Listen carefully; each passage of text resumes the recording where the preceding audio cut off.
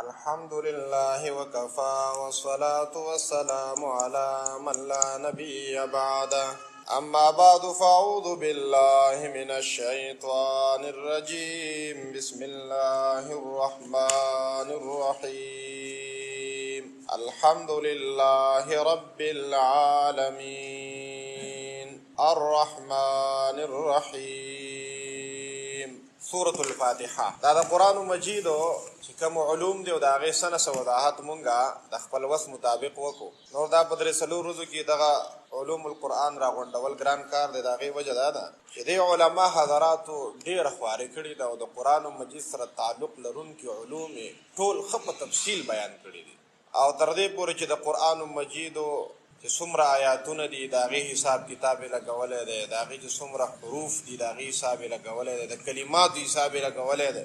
دومره ده چې کوم ضروري خبرې وي نو د هغې وضاحت مونږ وکړو. دا سورة الفاتحه دا داسې یو صورت دی چې د ټولو نه اول چې مکمل صورت نازل شوی نو دا سورة الفاتحه ده او په مکه مکرمه کې نازل شوی دی. بعضې علما وایي چې نه دا مدني صورت دی، خو د دواړو په منځ کې چې کوم تطبیق کړی دی علما حضراتو، لکه دا مدارک و تنزیل دی د بعدې مخې ته پروت دی، دی وایي مکیتون وقیل مدنیتون. دا صورت خو مکی دی، دا خبره خو یقیني ده، خو مدنیتون څوک وایي چې نه مدني هم دی، خو دی وایي صحیح خبره دا ده انها مکیتون و مدنیتون، دا مکی هم دی مدني هم دی. او دا سوره پاکو نزلت نازل کړل شوی دی بمکه حين فرضت الصلاه ثم نزلت بالمدینه حين حولت القبلة الى الكعبه. په مدینه منوره کې هم نازل شوی چې کله تحویل د قبله وشو، او په مکه مکرمه کې هم چې کله الله په خپلو بندګانو باندې منځونه پرس کول نو دا سوره پاک ټول په ټوله باندې نازل شوی دی. د بعضې روایتو کې دا خبره راځي چې د ټولو نه اولنۍ صورت چې نازل شوی دی نو هغه سورة الفاتحه ده. بعضې روایتو کې راځي چې سوره اقرا دا اول نازل شوی دی. بعضې روایتو کې راځي لکه د حضرت جابر رضی الله عنه په روایت باندې چې سوره مدثر اول نازل شوی دی. د دې په منځ کې تطبیق دا دی چې اولني آیاتونه د سوره اقرا دا خو یقیني دي چې په اول ځل باندې نازل شوي یا 3 کاله پورې بندش د وحی و.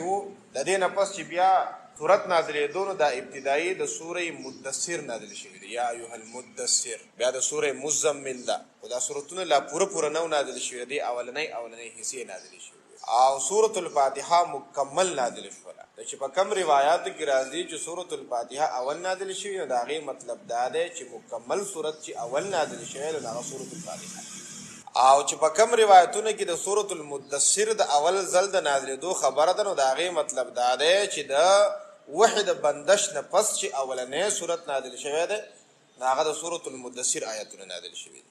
او دا بله خو ښکاره خبره ده چې د سوره اقرا ابتدایي آیاتونه دا په غار حرا کې په اول ځل نازل شوي دي. دا به تطبیق شي د ټولو روایتونو په منځ کې.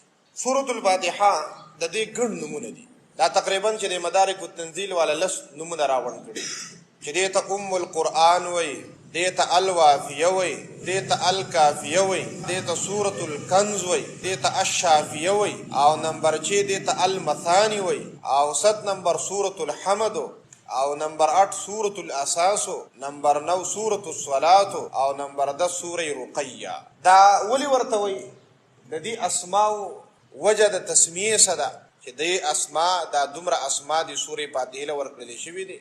نو سورة ام القرآن ورته ځکه وایي چې دا د قرآن مجید مرکز دی او دا د قرآن مجید د ټول قرآن مجید اجمال، او چې څومره اهم خبرې دي مرکزی مضامین دي نو په هغې باندې دا سورة الفاتحه مشتمله ده. ځکه ورته ویل کېږي ام القرآن یا د قرآن مجید اصل، د قرآن مجید څه دی؟ اصل دی. هغه رسول الله صلی الله علیه وسلم حدیث مبارک هم دی، فرمایي لا صلاة لمن لم يقرأ بأم القرآن. نو په دې حدیث مبارک کې هم دې سوره پاک ته ام القرآن ویلی شو، او معنی هغه معنی چې په قرآن مجید کې دي نو په هغې باندې هم مشتمل دی. او دې ته دا سورة الوافیه او کافیه هم د دې وجې نه وایي. وافیه او کافیه ویل کېږي پوره کفایت کوونکی، د قرآن مجید چې څومره معانی دي نو هغې لره دا مشتمل دی. او سورة الکنز تر دې وجې نه وایي چې رسول الله صلی الله علیه وسلم یو حدیث قدسی دی، فرمایي چې الله تبارک وتعالی فرمایلی دی فاتحة الکتاب کنز من کنوز عرش، زما د عرش څومره خزانې دي نو فاتحة الکتاب پکې هم یو خزانه ده. ته به وایي چې خزانه خو دې ته ویل کېږي چې پای کې خلک روپۍ ږدي، دا ورته مونږ وایو نور خزانه دا ویل کېږي، کنز ویل کېږي هر هغه ځای ته چې په هغې خلک قیمتي شی رابندوي. د علم نه بل لوی قیمتي شی نشته دی. دا مال او دا روپۍ او دا پیسې او دا جیداد دا خو نن شته او سبا نشته. او هر چې علم دی نو دا د انسان سره همیشئ، او علم نافع په دنیا کې هم په آخرت کې هم د انسان ملګری دی. دشي یو دولت دی چې دا په خرچ کولو باندې زیاتېږي کمیږي. عجیبه خبره ده دا چې د دنیا دا څومره دولتونه دي، دا روپۍ پیسه، دا مال او جیداد، دا بینک بیلنس، دا لارۍ موټري، دا ټول چې څومره دي نو دا په خرچه کولو باندې خرچه کېږي. چې څومره خرچه کوې نو یې څه خرچه کېږي. او د علم چې کوم دولت دی نو دا په خرچ کولو باندې سیوا کېږي، کمیږي نه. دا پکې امتیازي فرق دی. او دا د حضرت علي رضی الله عنه چې کوم اشعار دي که نه، رضینا قسمة الجبار فینا لنا علم وللجهال مال فإن المال يفني عن قریب وإن العلم يبقى لا يزال. وایي زه د الله سبحانه وتعالی جبار ذات دی، د ده پرې تقسیم باندې ډېر زیات خوشحاله یم. موږ پرې ټول خوشحاله یو. او بیا وایي چې ګوره پرې دنیا کې جاهلان دي او پوهان دي پکې، نو الله جاهلانو له دا مال ورکو او پوهانو له الله علم ورکو.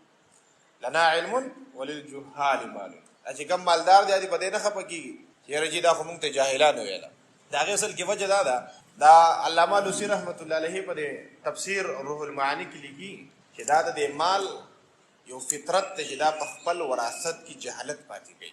مال جیداد روپۍ پیسه دا په وراثت کې دا جهالت پاتې کوي، خلکو له جهالت ورکوي. او فقر چې دی نو دا هوښیاري ورکوي. همیشه د پاره چې ګورې چې څومره هوښیار دی ضروري نه چې او مالداری. نو ځکه حضرت علي فرمایي لنا علم وللجهال مال.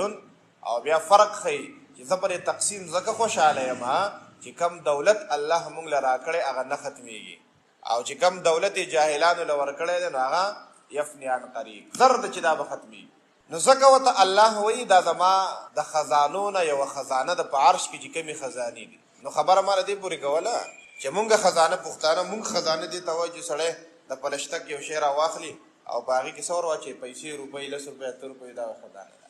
دا هم خزانه ده، خو یوازې دا نه ده چې کم قیمتي شی په کم سیس کې سړی ږدي نو که هغه په کوټه کې ولي نو هغه د هغې دپاره خزانه شوله، کنز شوله. نو سورة الفاتحه د الله جل وعلا په خزانو کې یو خزانه ده، یو کنز. دې ته سورة الشفاء او شافیه دا ورته ځکه وایي چې رسول الله صلی الله علیه وسلم حدیث مبارک دی فرمایي فاتحة الکتاب شفاء من کل داء الا الصحة. دا سورة الفاتحه د هر مرض علاج دی سوا د مرګ نه. لکه د مرګ دپاره خو علاج شته دی نه، چې څومره بیماری دي نو د هغې دپاره سورة الفاتحه دا یو بهترین علاج دی، دا بهترین علاج دی. ځکه ورته سورې الشفاء هم وایي او شافیه ورته هم وایي، روغوالي ته وایي. او دې سورې پاک دا سورې المثاني هم وایي. او مثاني ورته دې وجې نه وایي چې دا بار بار لوستلی کېږي په مانځه کې. او سورې صلات ورته هم وایي ځکه چې په مانځه کې لوستلی کېږي. او بعض علما حضرات وایي چې سورې فاتحه دا واجب ده، او بعض علما حضرات وایي چې سورة فاتحه ویل په مانځه کې دا فرض دی. او د دې وضاحت به موږ کوو چې دا ځان لا که مقتدي که امام دا په آخر کې انشاءالله دا یو فقهي مسله ده او ښه برابر وضاحت به کوو. خو دا یوه خبره ورسره یاد لرئ چې سورې صلات ته ځکه وایي چې د دې یو اهم پوزیشن دی په مانځه کې، په هر رکعت کې لوستلی کېږي. او دې ته سورة الحمد او سورة الاساس هم وایي.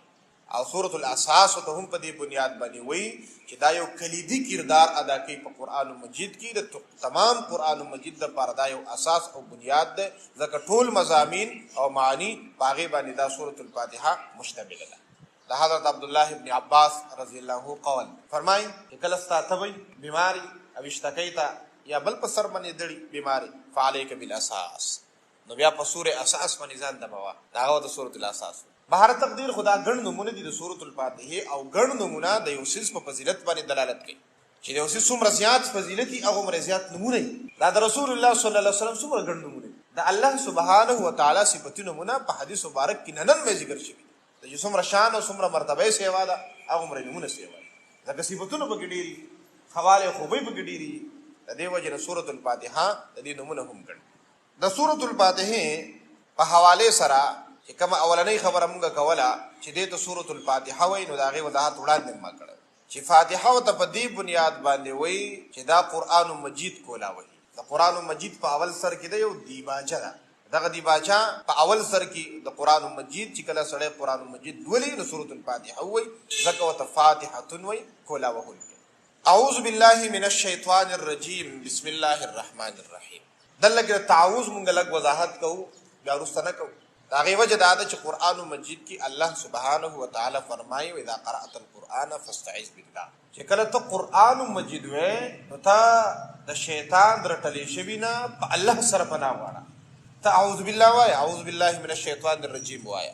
دته استعاذه ویل کیږي د الله سبحانه و تعالی په ذات سره د شیطان درټلې شوی نه پناه غوښتل. دا غي وجه دا چې شیطان د انسان لوی دشمن دی او چرته کې هم نیک عمل ته ښه کار ته د دین خدمت ته پرېږدي نه. نو د الله تبارک وتعالی مدد به غواړي. اعوذ ز پناه غواړم بالله په الله سره من الشیطان د شیطان الرجیم چې رجیم دی رټلی شوی دی. شیطان دا د شطنه نه وتی دی او شطنه په معنا د بعوده سره لرېوالی ته وایي. عرب وایي شطنت الارض او دا هر متمرد ته هر سرکشه ته هر هغه کس ته چې د الله د رحمت نه لرې دی نو هغې ته شیطان دی. که دا د انسانانو دی او که دا د پیریانو نه دی او که دا زناور. دا حضرت عمر رضی الله عنه په یو موقع باندې اس ته وختو نو غلطي شروع کړي په تبخ ته. نو حضرت عمر فرمایي ما له دې نه کوز کوي تاسو خو شیطان ته ورخېجولی ځکه دا متمرد دی په قابو کې نه راځي. او دا شیطان ځکه شیطان وایي چې دا د الله سبحانه و تعالی د رحمت نه ډېر لرې وتی دی ځکه د شیطان متمرد دی سرکشه دی د الله حکم یې نه ومنلی. الرجیم دا د فعیل په وزن باندې دی فعیل رجیم او دلته په معنا د مفعول سره مرجوم. رجیم فعیل مرجوم رټلی شوی. اصل کې رجم ویلی کېږي په کاڼو باندې یو کس اشتوي کا سړی ووله په کاڼو باندې یا یې په خبرو باندې ذلیله کا سپیری کا خوارې کا ویرټه. شیطان ته ځکه رجیم وایي چې الله تبارک وتعالی دا ورټو چې څومره مخلوقات د هغې مخامخ د فرشتو مخامخ یې ورټو چې تاله دلته اجازت نه و چې ته تکبر کوي. ځه دنیا ته کوزېږه ته مرجوم هم یې ته مضموم هم یې او ملعون خدای دی. نو رجیم په معنا ده مرجوم باندې لکه عرب وایي ید خضیب ای مخضوب هغه لاس چې په هغې باندې نکریزه پورې شي نو هغې ته خضیب وایي. دغه شان ده چې عرب وایي عین کحیل عین کحیل.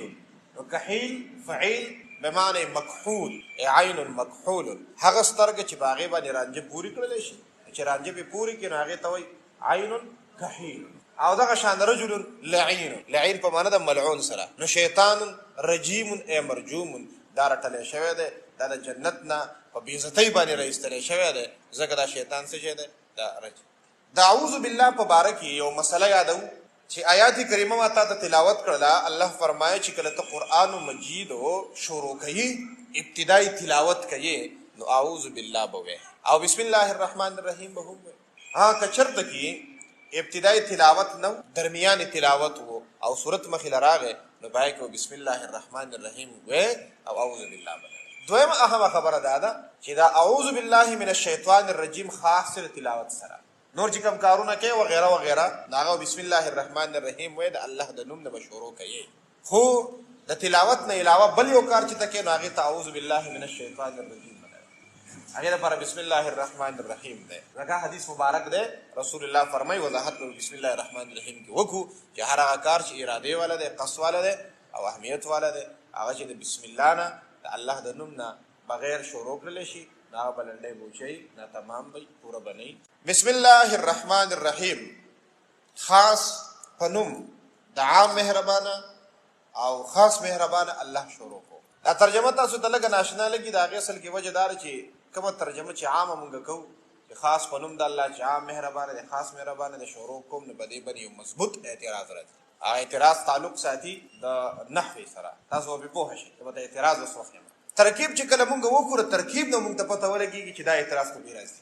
دا ترکیب چې کله مونږ هدایت النحوې ته کینو نو د بسم الله الرحمن الرحیم ترکیب پکې کوو یا علم النحوې ته کینو د بسم الله الرحمن الرحیم ترکیب کوو یا رضا طالبین ترکیب کوو نو بسم الله پکې وایو. نو د بسم الله الرحمن الرحیم ترکیب چې د کوي نو دا با حرف جار دی اسم مضاف دی الله دا مضاف الیه مجرور موصوف الرحمن صفت اولا او الرحیم صفت ثانیه په دې باندې وسته پوه شو.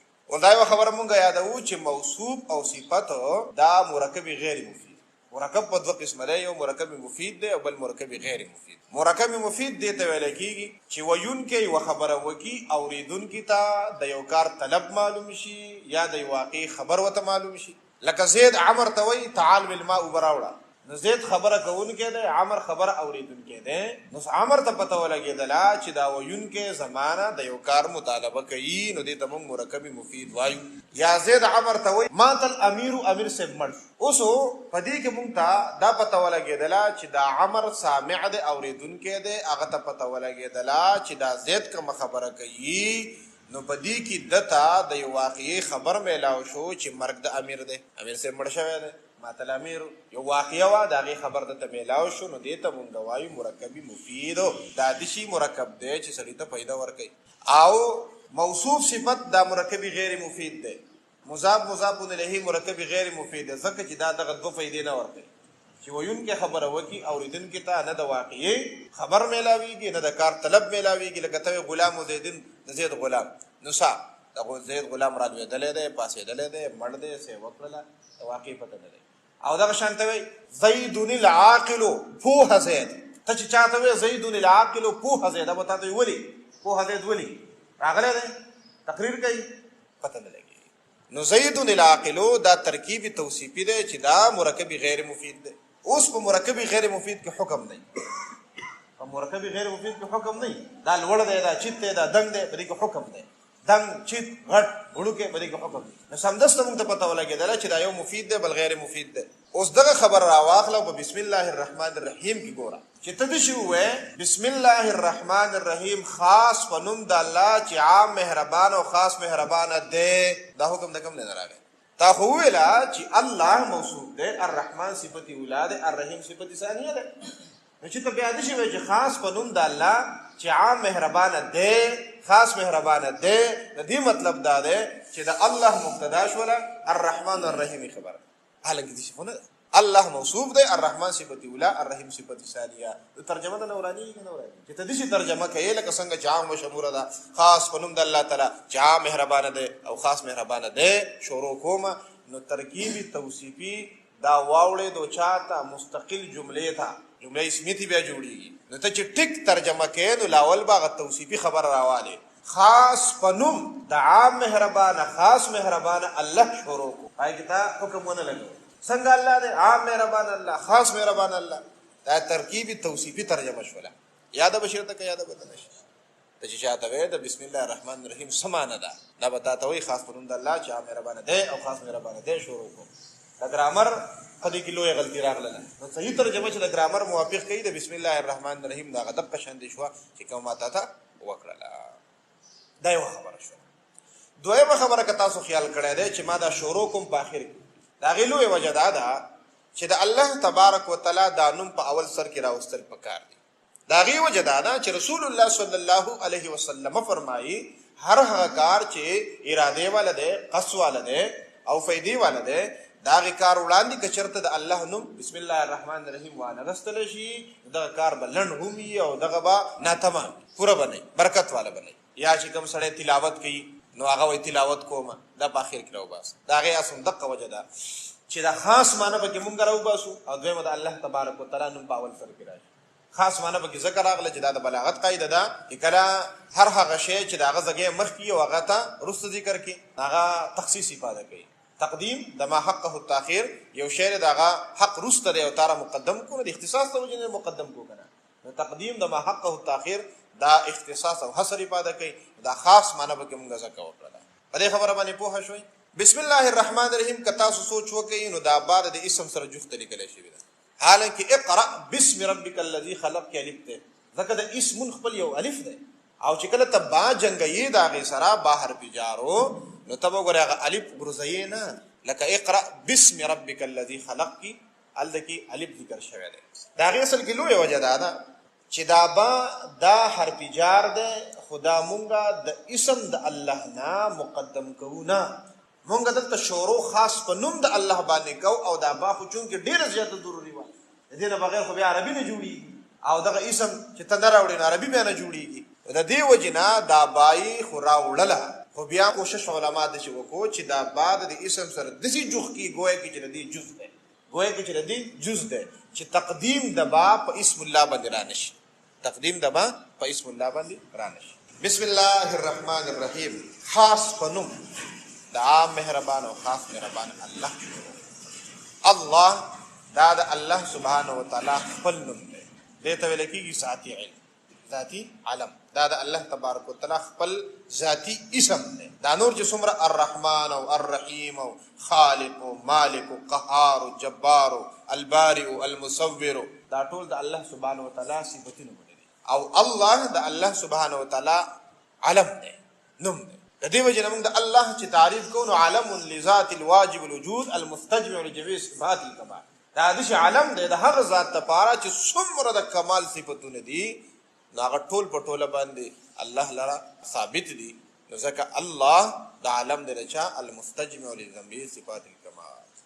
الرحمن الرحیم، د الرحمن او د الرحیم وضاحت په سورۃ الفاتحه په الرحمن الرحیم کې کو.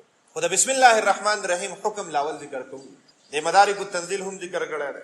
دا مدارک التنزیل ولا دا خبره کوي چې څومره د مدینه قاریان صاحبان دي، څومره د بصری او د شام قاریان صاحبان دي، او څومره د دې علاقو فقها دي، هغه ټول دا خبره کوي چې تسمیه یعنی دا بسم الله الرحمن الرحیم دا د سورۃ الفاتحه آیت نه ده. او د دین علاوه د دې نور سورتونو په دې سر کې چې بسم الله لیکل شوی ده د نور سورتونو هم دا آیت نه ده، سیوا د سورې نمل نه چې پاره کې دغه انه من سليمان او انه بسم الله الرحمن الرحیم الته کې دغه آیت کریمه د سورې نمل آیت ده. د دین علاوه چې څومره بسم الله الرحمن الرحیم د سورتونو په سر کې لیکل شوی دي دا د ټولو سورتونو حصہ نه ده. مستقل آیاتی کریمه ده چې الله تبارک وتعالى نازل کړي ده او قران مجید کې دغه حصہ شته ده. دا قران مجید آیت ده وګورئ د سورتونو حصہ نه ده. او دا مسلک د امام ابو حنیفه رحمت الله علیه او داغه د ملګرو ده، او د امام شافعی رحمت الله علیه او داغه د ملګرو مسلک ده. او چې څومره د مکی او د کوفه قاریان صاحبان دي هغه وی دا بسم الله الرحمن الرحیم د سورۃ الفاتحه آیت. د دې وجنه که تاسو خیال وکړئ دا خبر اتفاقی ده، سبع المثانی ده نه، دا خبر اتفاقی ده چې سورۃ الفاتحه و آیاتونه ده، دا اتفاقی ده. خو دا و آیاتونه کم کم دي په تعین کې دا اختلاف ده. امام شافعی رحمت الله علیه مکی والا وی بسم الله الرحمن الرحیم آیت نمبر 1 ده، او بیا وی الحمدلله رب العالمین دا آیت نمبر 2، الرحمن الرحیم آیت نمبر 3، مالک یوم الدین آیت نمبر 4، ایاک نعبد و ایاک نستعین 5، اهدنا الصراط المستقیم 6، صراط الذین انعمت علیهم غیر المغضوب علیهم ولا الضالین. دا لوی آیت چې په اخر کې ده وی دی ورته. او دا شام او د بصری او د مدینه فقها او قراوی چې بسم الله دا د سورۃ الفاتحه آیت نه ده. نو آیاتونه کم کم دي ناغوي الحمدلله رب العالمین یو، الرحمن الرحیم 2، مالک یوم الدین 3، ایاک نعبد و ایاک نستعین 4، اهدنا الصراط المستقیم 5، صراط الذین انعمت علیهم 6 او غیر المغضوب علیهم ولا الضالین. او د اخرنه چې کوم غټ آیت کریمه ده په دې کې اختلاف ده. امام شافعی رحمت الله علیه یو آیت ده او علماء حنفیه و چې نه دا 2 آیات دي. که تاسو خیال کړئ دا چې څومره تاج کمپنی قران مجیدونه مصاحف دي نو په دې کې په انعام علیهم کې د آیت نخ خو نه لیکلي، البته چی و دې لیکل دا د دې لپاره چې د دوه خیال به کې وساتل شي. اختلاف ته به اشاره ده چې امام شافعی رحمت الله علیه په دې باندې آیت نه ختمه هغه دا ټول آیت ده. امام ابو حنیفه رحمت الله علیه وی دلته آیت شته ده. دلیل دا ده چې رسول الله صلی الله علیه وسلم حدیث مبارک ده د حضرت ابو هریره رضی الله عنه پر روایت باندې او فرمای قال الله تعالی، الله فرمای چې ما د سورۃ الفاتحه تقسیم کړی دا د خپل ځان او د خپل بنده په منځ. او بیا چې حدیث شروع کیږي نو فرمای الحمدلله رب العالمین قال الله تعالی حمدنی عبدی. فاذا قال العبد چې کله زما بندوي الحمدلله رب العالمین قال الله تعالی حمدنی عبدی. واذا قال الرحمن الرحیم قال الله تعالی اثنى علی عبدی. واذا قال مالک یوم الدین قال مجدنی عبدی. زما بنده زما تمجید وي. او چې کله ایاک نعبد و ایاک نستعین قال هذا بیني وبین عبدی ولعبدی ما سأل. واذا قال اهدنا الصراط المستقیم صراط الذین انعمت علیهم غیر المغضوب علیهم ولا الضالین قال هذا لعبدی ولعبدی ما سأل. اوس په دې حدیث نه استدلال څنګه پیدا شي چې الله وی ما تقسیم کړه ده سورۃ الفاتحه او بیا وی اذا قال العبد الحمد لله رب العالمین. دشي ولوي اذا قال العبد بسم الله الرحمن الرحیم فتولګي دلا چې دا بسم الله الرحمن الرحیم حصہ د سورۃ الفاتحه نه ده. دویمه خبره دا ده چې قرآن مجید کی تکرار دا د بلاغت او د فصاحت خلاف. او بسم الله الرحمن الرحیم کې مر رحمان الرحیم ده او الحمدلله رب العالمین الرحمن الرحیم په مستقل آیات دا تکرار هم په دې خبره باندې دلالت کوي چې دا بسم الله الرحمن الرحیم د سورۃ الفاتحه حصہ ده. امام شافعی رحمت الله علیه وی حصہ ده. د دې وجنا امام ابو حنیفه رحمت الله علیه وی چې په جهري منځونو کې با بسم الله په جهر باندې نه او امام شافعی رحمت الله علیه چون کې قائل د دې خبرې ده دا بسم الله الرحمن الرحیم حصہ د سورۃ الفاتحه ده نو په جهري منځونو کې با بسم الله هم پته زبان دی دا به کې په مسله د امام شافعی رحمت الله علیه طرف ته بعض خلکو او علماء احناف باندې د شی حجت قائمه چې را د حضرت عبد الله ابن عباس رضی الله عنه حدیث مبارک ده هغه وی من ترکها فقط ترکا 114 آیتن چا چې سورې فاتحه پرې غوډله نو ګویا کې چې 114 آیتونه پرې غوډله نو مونږ وای دا حدیث د هغه چا خلاف دلیل دی چې کم خلکو د بسم الله الرحمن الرحیم د آیت نه انکار کوي چې دا د قران مجید آیت او حصہ نه ده. مونږ وایو چې دا د قران مجید مستقل آیت ده او د دوو سورتونو په منځ کې راوړل شوی دی د فصل لپاره چې دا سورۃ الفاتحه ختم شوی دا او د دینه په سورۃ البقره شروع شولا نو په منځ کې د فصل لپاره بسم الله الرحمن الرحیم راوړل شوی. او چې دا خبره د علماء احناف دا چې بسم الله الرحمن الرحیم د قران مجید مستقله حصہ ده آیت ده نو دا قران مجید په شان دي کې عزت دې ته هم حاصل شو چې کومه زنانه بیمار ده ناغه بر دې تلاوت نه کوي پنیت تلاوت باندې یعنی څنګه چې د قران مجید او احکام دي په دې حواله سره د قشن بسم الله الرحمن الرحیم هم احکام دي ځکه چې دا د قران مجید مستقله آیات کریمه شو. بسم الله الرحمن الرحیم هر یو کار چې سړی شروع کوي نو دا غي نه وړاندې بسم الله کول پکار دي او رسول الله صلی الله علیه وسلم د دې وضاحت فرمایله دي كل امر ذي بال لا يبدا فيه بسم الله الرحمن الرحیم فهو اقطع واجب چې کوم یو کار چې هغه اراده والا ده او هغه د بسم الله نه شروع نکړل شي نو دا لړۍ بوچي نو بسم الله د هر کار نه وړاندې کول پکار او دا یو اسلامی سوچ ده چې په دې باندې د مسلمان او د کافر فرق جوړ مسلمان چې هر یو کار کوي نو هغه به دا غي نه وړاندې سوچ کوي چې ګوره دا کار چې زکومان او د الله تبارک وتعالى چې کوم توفیق مل راکړي دا توفیق نه علاوه دا کار نشم کوي دا خو چې الله تعالی مل توفیق راکړي نو الله سبحانه وتعالى د توفیق نه پس دا کار کوي. هر یو کار چې سره شروع کوي قرات کوي لوستل کوي یو کار شروع کوي